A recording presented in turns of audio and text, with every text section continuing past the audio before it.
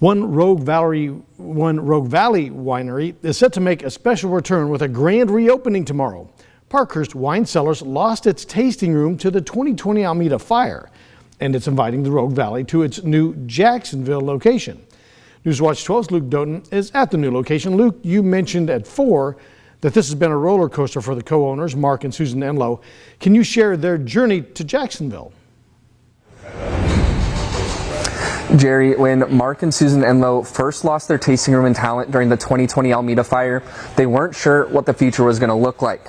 They had a whole bunch of wine, but they didn't have anywhere to sell it.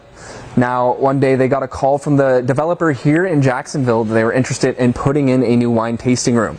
The Enlows needed a space after their old tasting room and talent was deemed unusable. Now that they have this new space secured here in Jacksonville, they have an opportunity to bring a new wine experience to the area. Mark Enlow describes this journey to Jacksonville as filled with emotional twists and turns. Sometimes they weren't sure if everything was going to work out. It's a roller coaster. It really is a roller coaster in every facet of life, emotionally, mentally, spiritually, however you want to call it. You're up and down, left and right.